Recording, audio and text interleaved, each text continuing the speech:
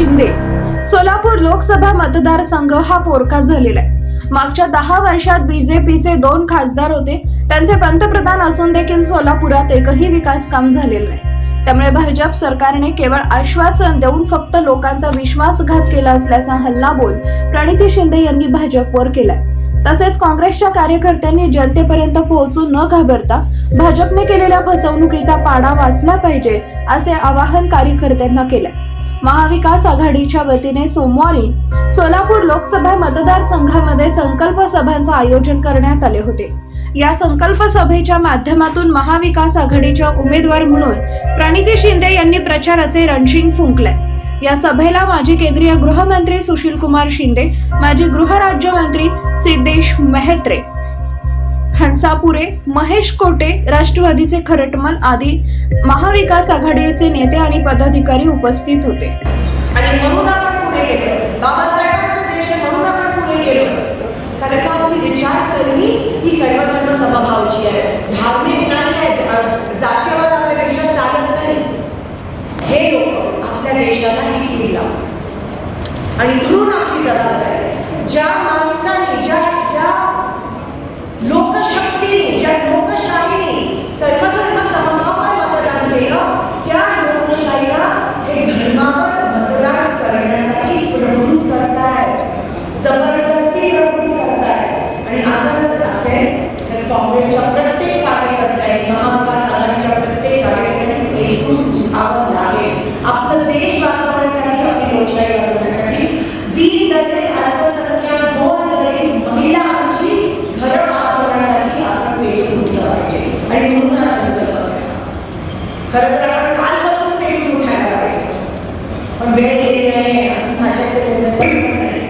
पण आमचं तर ठरलं, उद्यापासून घरोघरी जाऊ, वाडी वस्तीत जाऊ, तांडा प्रत्येक झोपडपट्टी, मोहल्ल्यात जाऊन आपल्याला निरोप काँग्रेस पक्षाचा, महाविकास आघाडीचा, लोकशाहीचा घरोघरी लोकांपर्यंत घेऊन जायचा आहे।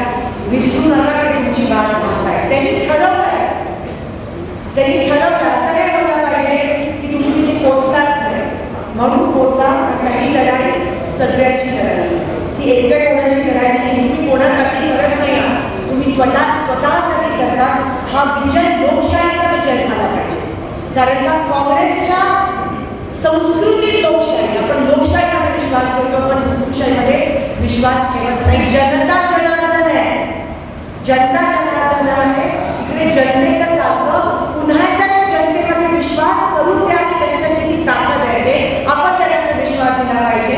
आणि जसं त्यांनी 10 वर्षापूर्वीच्या विश्वासाने त्यांनी मोदीजींना आणलं, पण एवढा मोठा विश्वासघात त्यांच्यासोबत झाला की तुम्ही त्यांना जाणीव करून द्यायची आज गरज आहे। एवढंच या ठिकाणी सांगते की लढाई आपण एकत्र लढूया आणि विजय 100% लोकशाहीचा होणार आहे।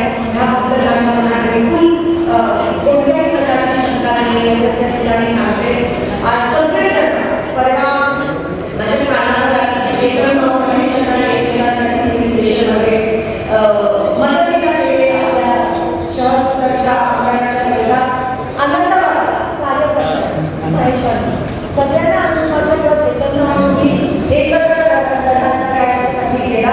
हीच खरी शक्ती आहे,